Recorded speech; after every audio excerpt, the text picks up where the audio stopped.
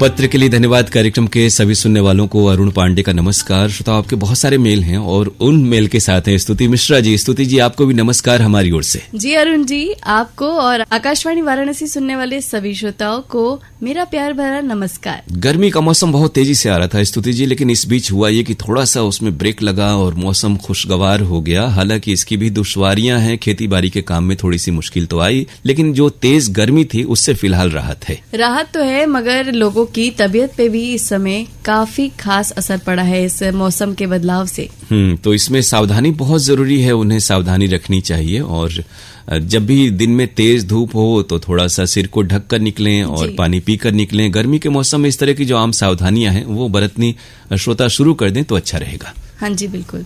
तो इसी के साथ चलिए शुरू करते हैं आज के इस कार्यक्रम में मेल पढ़ने का सिलसिला। जी, पहला मेल हमें आया है कोटवा कपिलधारा सराय मोहना वाराणसी से रतिनाथ त्रिपाठी जी का।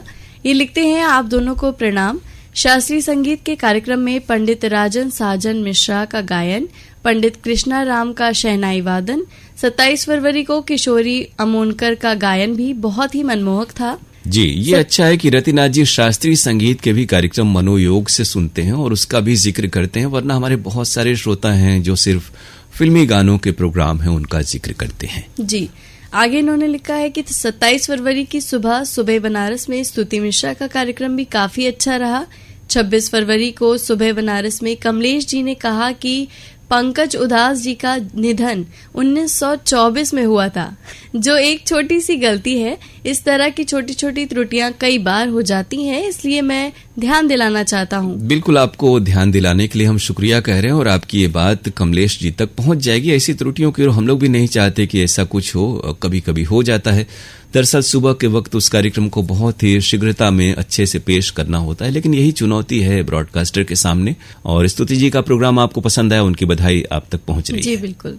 आगे इन्होंने लिखा है कि मंजरी पांडे सहित कई कवियों का काव्य पाठ सुनना बहुत ही अच्छा लगा। महाशिवरात्रि के अवसर पर आपके द्वारा प्रसारित रूपक बहुत ही अच्छा लगा, धन्यवाद। 7 मार्च को मदर इंडिया फिल्म की प्रस्तुति महिला दिवस के अवसर पर अत्यंत सराहनीय रही। 23 फरवरी को एक ही फिल्म से कार्यक्रम में शुचि उपाध्याय ने दीवाना फिल्म की कहानी और जानकारी का बहुत ही बेहतरीन सामंजस्य प्रस्तुत किया। 23 फरवरी को ही नाटक प्रेम पत्र सुना, जिसमें दिनेश भारती की प्रस्तुति का कोई जवाब नहीं है।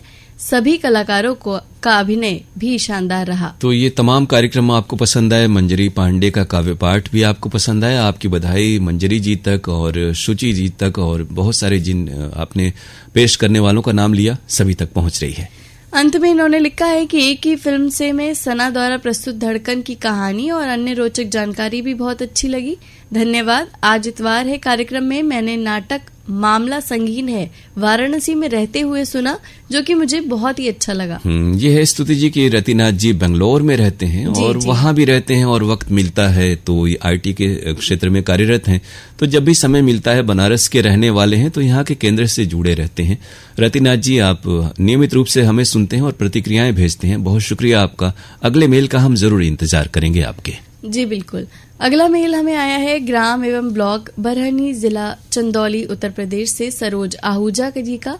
ये लिखते हैं, पत्र के लिए धन्यवाद। कार्यक्रम प्रस्तुत करने वाले अरुण पांडे जी और स्तुति मिश्रा जी को हमारा प्यार भरा नमस्कार। जी, जैसा अरुण सर कहते हैं, मैं लगातार मेल नहीं कर पाता हूँ, इसके लिए माफी चाहता हूँ। यह है कि सरोज आहूजा जी, आपका नाम हमें याद रहता है और जब भी 2-3-4 महीने में, कई बार 6-7 महीने में भी आपके एक बार मेल आते हैं तो हमें ख्याल रहता है कि आप कम लिख पाते हैं। हम भी समझते हैं कुछ मसरूफियत हर किसी की जिंदगी में होती है, लेकिन जब भी वक्त मिले, बहुत तफसील से न भी आप लिखें तो हफ्ते में 2-4 कार्यक्रम जो भी आप सुन पाते हैं, हम तो ये कहेंगे कि हफ्तेवार मेल आप भेजेंगे तो हमें अच्छा लगेगा। जी बिल्कुल। आगे इन्होंने लिखा है कि पिछले दिनों कुछ कार्यक्रम बहुत अच्छे लगे, इसके लिए आकाशवाणी वाराणसी को बहुत बहुत बधाई और धन्यवाद। जिम आरोग्य, गुड मॉर्निंग बनारस, स्वास्थ्य चर्चा और कई सारे विशेष कार्यक्रम प्रमुख हैं। विशेष कार्यक्रमों में उस्ताद बिस्मिल्लाह खां के ऊपर सना सलीम जी की प्रस्तुति बेहद प्रभावशाली रही। एक और बेहद महत्वपूर्ण कार्यक्रम आपके केंद्र से प्रसारित हुआ, बुढ़वा मंगल की परंपरा, काशी में। ये बहुत ही अच्छा कार्यक्रम था। आरोग्यम कार्यक्रम में ग्लूकोमा और डिमेंशिया, विषय पर अच्छी जानकारी दी गई। इसके लिए आकांक्षा सिंह जी को और आकाशवाणी को बधाई। तो आपकी बधाई आरोग्यम कार्यक्रम के लिए आकांक्षा जी तक और विशेषज्ञ चिकित्सक तक पहुंच रही है। बनारस में बहुत सारी परंपराएं हैं जो प्राचीन काल से चली आ रही हैं। बुढ़वा मंगल भी उसी एक परंपरा का हिस्सा है जो होली के दूसरे मंगलवार को मनाया जाता है। खासतौर से नदी और बजड़े पर नावों पर यह आयोजन, और जैसा आपने सही कहा कि अब इस तरह के आयोजन कम होते हैं, लेकिन ये परंपराएं फिर से शुरू करने का प्रयास बनारस में हो रहा है। और उसके बारे में जो कार्यक्रम था आपको पसंद आया, हमें अच्छा लगा।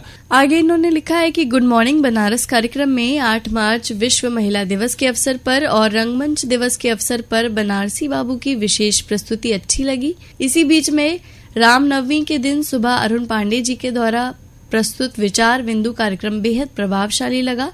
और उसी दिन बनारसी बाबू द्वारा प्रस्तुत गुड मॉर्निंग बनारस में बनारस की 2 प्राचीन राम मंदिरों के बारे में जानकर भी अच्छा लगा।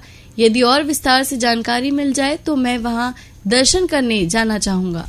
बिल्कुल आपने सही कहा। जब भी आशुतोष जी होते हैं, जिन्हें आप बनारसी बाबू के नाम से गुड मॉर्निंग बनारस में जानते हैं, तो वो यहाँ के जो प्राचीन परंपराएं हैं, मंदिर हैं, ऐसे जो दर्शनीय स्थल हैं, उनके बारे में जानकारी ढूंढ ले आते हैं और आप जैसे श्रोता उससे पसंद करते हैं। ये जानकर उन्हें भी अच्छा लगेगा और बेहतर जानकारी आप तक पहुंचेगी। और जैसा आपने कहा कि आपको जरूर तफसील से इस बारे में हम भी चाहेंगे कि बताया जाए कि श्रोता कैसे खुद उन मंदिरों तक जा सकते हैं। तो इसका ख्याल आशुतोष जी आइंदा जरूर रखेंगे। जी, आगे इन्होंने लिखा है कि उसी दिन आशुतोष और मनोरमा शर्मा जी द्वारा प्रस्तुत रूपक जन जन की राम सुना, मन राममय हो गया। इतनी सुंदर प्रस्तुति के लिए प्रस्तुतकर्ता राजेश गौतम जी को बधाई। और भी कई कार्यक्रम जिनके विषय में अगले मेल में लिखूंगा। बाकी आपका पत्र के लिए धन्यवाद। कार्यक्रम आजकल इतना अच्छा हो गया है कि कब 15 मिनट बीत जाते हैं पता ही नहीं चलता। इसके लिए आप दोनों प्रस्तुतकर्ताओं को बहुत बहुत बधाई। तो बहुत शुक्रिया, धन्यवाद आपको कि आप जैसे श्रोताओं की आमद से ही ये कार्यक्रम अच्छे होते हैं। और जो रामनवमी के अवसर पर विशेष कार्यक्रम था, उसके लिए बधाई मनोरमा जी तक और कार्यक्रम प्रमुख राजेश कुमार गौतम जी तक पहुंच रही है। आपके अगले मेल का हम इंतजार करेंगे और थोड़ा इतना वक्त न लगे, आप प्रयास कीजिएगा कि जल्दी से आपका दूसरा मेल आए और कार्यक्रम में शामिल हो। जी बिल्कुल। अगला मेल हमें आया है जनकपुरी सहारनपुर से जॉन डिकैस्ट्रो, रोजी डिकैस्ट्रो, पर्ल डिकैस्ट्रो और विलिस डिकैस्ट्रो का। जी, ये लिखते हैं, दीदी आपके प्रोग्राम में मेरे मेल कहाँ चला जाता है।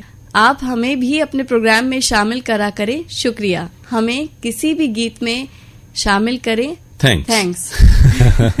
ये हम कहें कि जॉन डिकेस्ट्रो जी, आपकी फरमाइशें तो आती हैं मेल और व्हाट्सएप के कार्यक्रम में, लेकिन अगर आपने ये समझ के इसे भेजा है कि गानों के कार्यक्रम में ये मेल शामिल होगा, तो जो pkldair@gmail.com वाली आईडी है, उसमें सिर्फ कार्यक्रमों की प्रतिक्रियाएं हम लेते हैं।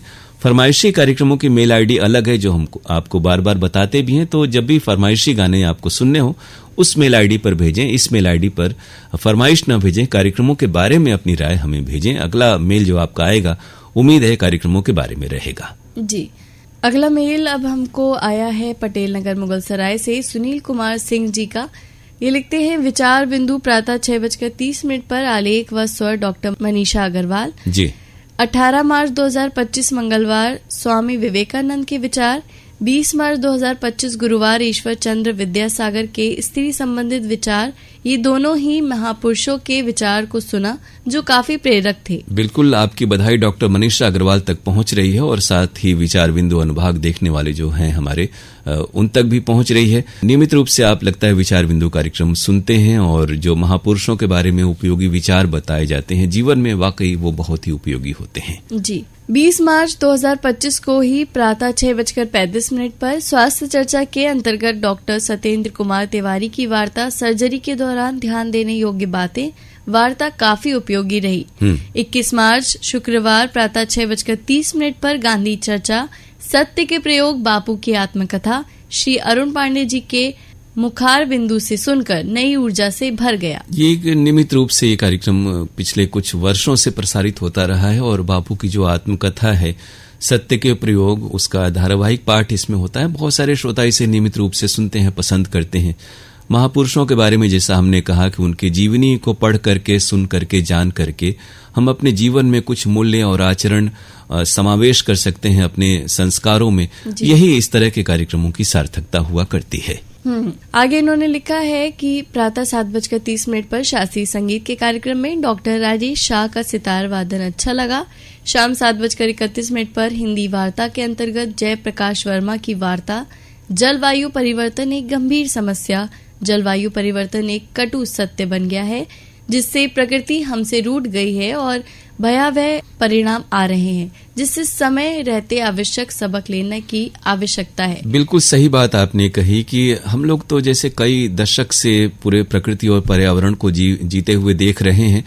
गर्मी का जो मौसम है वो दिन ब दिन बढ़ते जा रहा है। हुआ ये कि शहरों में जो विकास है उसके कारण जो हरियाली है वो सिकुड़ती जा रही है। इस कारण से जो प्राकृतिक संतुलन है, पारिस्थितिकी संतुलन है, उस पर असर तो निसंदेह पड़ा है। वैश्विक रूप से ये असर दिखाई दे रहा है।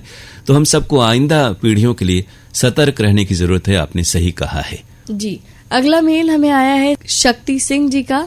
ये कहाँ से लिखा है इन्होंने मेल, ये इन्होंने इसमें नहीं बताया जी, है। तो शक्ति जी, आप शक्ति प्रदर्शन इस मामले में अगली बार जरूर कीजिएगा कि आप कहाँ से लिख रहे हैं, ये भी आप लिखें। और अपने मेल में इन्होंने एक शिकायत लिखी है। इन्होंने लिखा है कि हमें इस बात का दुख है कि आप लोग विविध भारती के कार्यक्रम नहीं सुनवा रहे हैं। तो ये दुख इन्होंने एक लाइन में प्रकट किया है, कोई और बात नहीं लिखी है। लेकिन यानी इन्हें मेल आईडी मालूम है और पत्र के लिए धन्यवाद। कार्यक्रम ये सुनते हैं, जुड़े हुए हैं इस कार्यक्रम से। तो ये हम कहें कि विविध भारती के जो कार्यक्रम है उसका समावेश हमने प्राइमरी चैनल के साथ किया हुआ है और वो आप 10 से 11 सुबह, दिन में 3 बजे से 5 बजे तक और रात में 9:30 से 10 आप कार्यक्रम सुन पाते हैं। तो फिलहाल यही व्यवस्था है। तो जो ये कार्यक्रम है, बहुत सारे गीत संगीत के कार्यक्रम हमारे केंद्र से भी होते हैं, उन्हें सुने और कार्यक्रमों के बारे में अपनी राय हमें भेजेंगे शक्ति जी, तो हमें अच्छा लगेगा। लेकिन जगह का नाम जरूर लिखिएगा और अगला मेल भी अवश्य भेजिएगा। अगला मेल हमें आया जमानिया, जिला गाजीपुर, यूपी से सुरेश प्रसाद जायसवाल, श्रीमती उर्मिला जायसवाल, दीपक जायसवाल, स्वाति जायसवाल जी का। जी, ये बधाई का संदेश देते हुए मेल की शुरुआत कर रहे हैं। ये लिखते हैं कि 25 मार्च को फरमाइशी गीत एक्सप्रेस जो व्हाट्सएप पर प्रसारित किया जाता है, कुछ कारणवश इसी को श्रोताओं की मांग पर ईमेल पर प्रसारित किया गया, जिससे अरुण भैया ने पेश किया था। सुनकर अच्छा लगा। इसके लिए अरुण भैया को बहुत बहुत बधाई कि उन्होंने श्रोताओं को निराश नहीं किया, जी फरमाइश पूरी की। जी बिल्कुल, फरमाइश आपकी पूरी हो, हमारी चेष्टा कोशिश यही होती है सुरेश जी। और उधर मार्च के आखिरी हफ्ते में जिस दिन का आपने जिक्र किया, उसके बाद भी एक आध हफ्ते तक व्हाट्सएप हमारे यहाँ नहीं खुल रहा था। वो एक मोबाइल के जरिए कंप्यूटर स्क्रीन पर खुलता है और इस कारण से, लेकिन इधर एक आध हफ्ते से आप देख रहे होंगे कि अब विंडो खुलने लगा है और व्हाट्सएप पर कार्यक्रम आ रहे हैं। लेकिन जब भी ऐसा होता है कि व्हाट्सएप में कोई दिक्कत आती है तो सेम फॉर्मेट में, यानी फिल्मों या कलाकारों के नाम बता करके हम फरमाइशें आपसे मंगाते हैं और आप जैसे श्रोताओं की ये खुसूसियत है, बड़ाई की बात है कि आप हमें उसी फॉर्मेट में भेजते हैं और तुरंत बहुत सारे मेल भेज देते हैं। इसके लिए हम आप जैसे श्रोताओं को शुक्रिया कह रहे हैं। फिलहाल व्हाट्सएप हमारे यहाँ चल रहा है और उसके जरिए ही कार्यक्रम जैसे होने चाहिए वैसे हो रहे हैं। जी, आगे इन्होंने लिखा है कि 26 मार्च को अंजना दीदी द्वारा प्रस्तुत ईमेल पर फरमाइशी गीत एक्सप्रेस सुना, जो हम लोगों को बेहद पसंद आया। प्रस्तुत करने का दिलकश अंदाज बहुत प्यारा लगता है और हम लोगों का ईमेल बराबर शामिल करती हैं। इसके लिए अंजना दीदी को बहुत बहुत बधाई। हमारे जितने भी साथी हैं, पहले तो अंजना जी तक आपकी बधाई पहुंच रही है। हम सभी कोशिश करते हैं कि जितने भी आप जैसे पुराने नियमित श्रोता हैं और ईमेल में चूंकि हजारों की तादाद में ईमेल हमारे पास पड़े रहते हैं, तो उसमें से हम सबका दायित्व है कि आप सरीखे श्रोताओं के नाम हम ढूंढें और आपकी फरमाइशें पूरी करें। और उस दिन जो आपने कार्यक्रम सुना, आपकी बधाई जैसा हमने कहा अंजना झा तक पहुंच रही है। जी, आगे इन्होंने लिखा है कि 27 मार्च को वंदना श्रीवास्तव द्वारा प्रस्तुत फरमाइशी गीत एक्सप्रेस सुना, वो भी पसंद आया। उनके प्रोग्राम पेश करने का सबसे अलग अंदाज दिल को छू जाता है। इसके लिए वंदना श्रीवास्तव जी को बहुत बहुत बधाई। साथ ही इन्होंने एक शिकायत लिखी है। ये लिखते हैं कि 6 अप्रैल को स्वस्ति श्रीवास्तव द्वारा प्रस्तुत लोकरंग जो व्हाट्सएप पर प्रसारित किया जाता है, वो भी ईमेल पर प्रसारित किया गया। अब तक 12 दिन हो गए हैं, अभी तक व्हाट्सएप का प्रोग्राम शुरू नहीं हुआ। जी, जब आपने लिखा होगा तब तक निसंदेह 12 दिन हो गए होंगे और उसके 1-2 रोज बाद तक भी वो शुरू नहीं हुआ था, लेकिन अभी शुरू हो गया है। लेकिन स्वस्ति जी से कोई शिकायत हो इसमें तो हमें नहीं लगता, क्योंकि वो व्यवस्थागत बात थी कि विंडो ही नहीं खुल पा रहा था। जी। अब वो हो गया है। और उसके पहले जो आपने वंदना श्रीवास्तव के प्रोग्राम की तारीफ की है, तो आपकी बधाई उन तक पहुंच रही है। इसी के साथ अरुण जी अब वक्त हो गया है इस कार्यक्रम में विराम लगाने का। लेकिन जो भी श्रोता इस कार्यक्रम में अपनी प्रतिक्रियाएं हम तक पहुंचाना चाहते हैं, उनको हम मेल आईडी बता देते हैं। जी, हमारी मेल आईडी है pkldair@gmail.com। जी बिल्कुल श्रोताओं, जैसा स्तुति जी ने आपको बताया, pkldair@gmail.com, इस पर आपकी प्रतिक्रियाओं का हमें इंतजार रहेगा। और अब इसी के साथ मुझे यानी स्तुति को और अरुण पांडे को इजाजत दीजिए। नमस्कार।